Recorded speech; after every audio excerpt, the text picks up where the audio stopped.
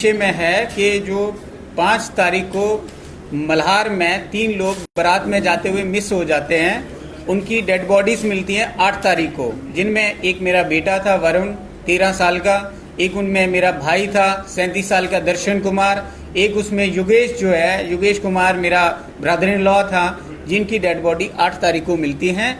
और उसके बाद में 9 तारीख को ये इनका पोस्टमार्टम होता है बिलावर के गवर्नमेंट हॉस्पिटल में वहाँ पर। और इसके रिगार्डिंग आपने उस दिन की कोई न्यूज़ भी देखी होंगी, वहाँ काफ़ी लोग जमा हुए थे, काफ़ी पॉलिटिकल लीडर्स भी आए हुए थे। लेकिन उसके बाद में जैसे 9 तारीख को हम इनकी डेड बॉडीज़ को पोस्टमार्टम करा के घर ले आते हैं, 10 तारीख को इनका क्रिमिनेशन परफॉर्म होता है।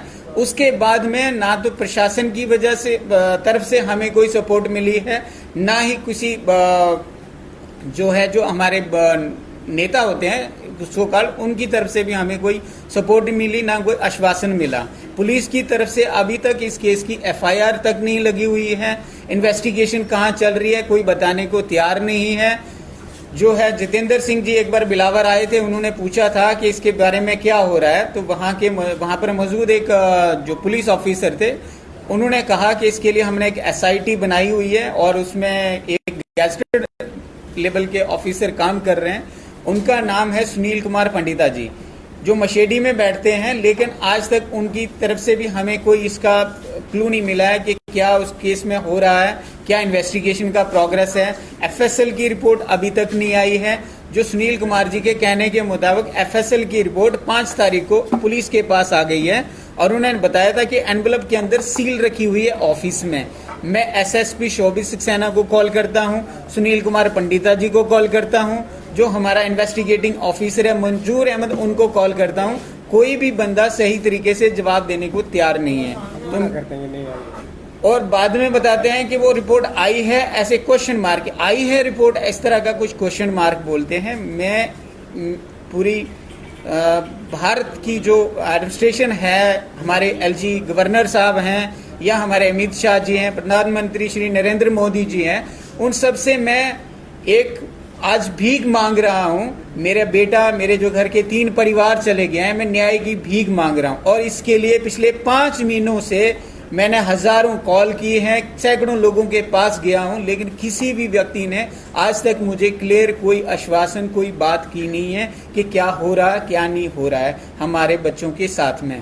तो मैं आज इसलिए यहाँ पे आया हूँ कि ये बात जाए, खास उन लोगों तक, अमित शाह जी तक जाए, गवर्नमेंट ऑफ इंडिया तक जाए, गवर्नर साहब तक जाए कि हमारी एडमिनिस्ट्रेशन क्या कर रही है, जहाँ पे एक बारात में जाते हुए 3 हिंदू लोगों का कत्ल हो जाता है और उनकी डेड बॉडी से एक गड्ढे के अंदर मिलती है, रास्ते से कहीं दूर जंगल में। और अभी तक पुलिस इसके ऊपर कोई कार्रवाई नहीं कर रही है, ना ही कोई भी डिपार्टमेंट की तरफ से हमें इसके बारे में कुछ मिला है। तो यही मेरी रिक्वेस्ट है कि इसकी कार्रवाई हो।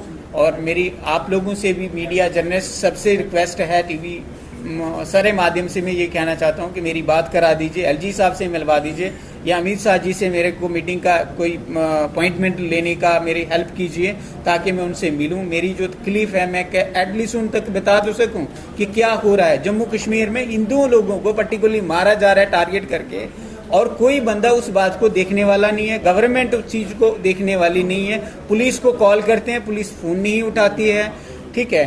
और इस तरीके से ऐसे कब तक चलता रहेगा? 5 महीने अभी तक हो रहे हैं। या तो कोई मुझे मीडियम बता दें या कोई जगह बता दें या कोई दरगाह बता दें कि वहां जाकर के जो मेरे फैमिली मेंबर को मारा गया, इसका जवाब मिलेगा। आपको क्यों लगता है कि उनके कत्ल हुआ?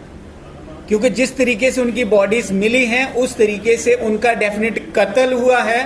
क्योंकि 5 तारीख को जब हम बारात में गए थे तो वो लोग हमारे साथ में थे, हम बारात में जा रहे थे। ये बारात एक आर्मी ऑफिसर की मतलब बारात थी। आर्मी में वो लड़का काम करता है, जो मेरा साला ही है, और उसकी बारात में हम लोग गए। बारात में हम जा रहे थे, ये 3-4 लोग हमारे से रास्ते में थोड़े से आगे चले जाते हैं। वहां पर एनी हाउ किसी ने उनका किडनैप कर लिया। बाद में हमने सर्च किया, कॉल किए, उनकी ना कॉल्स वहां पे ट्रेस होती हैं, ना ही उनकी कोई बात मिलती है।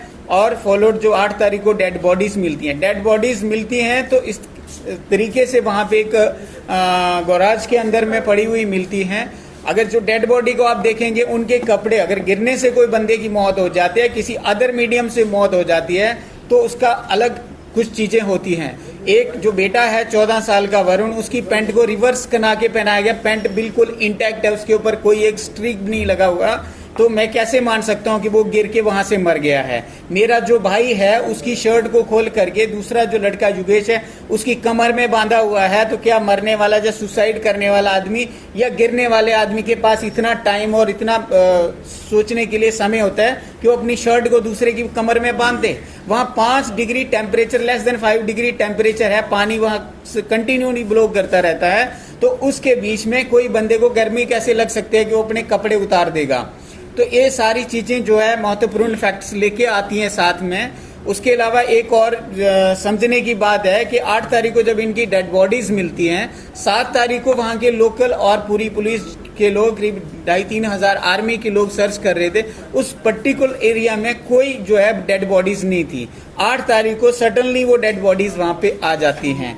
ऑल्दो हालांकि उसने जो है, जो वहां का रियाज अहमद जो वहां का SHO था, उसने 7 तारीख को एग्रेशन में आगे कहा था कि हाँ भैया, हमें कल मैं उनको फैक्ट ढूंढ दूंगा, तो मैं कल उनको ढूंढ दूंगा। इसका मतलब यह है कि उनको, इसके पीछे क्या समझते हैं आप? साजिश है कोई, या आपको किसी के ऊपर शक है? देखिए जी, हमें किसी पे शक का तो नहीं लग रहा है, लेकिन साजिश तौर पर इनकी मतलब मर्डर किया गया है।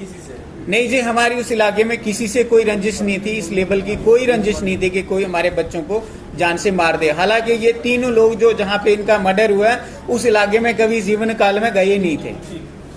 उस एरिया में मूवमेंट भी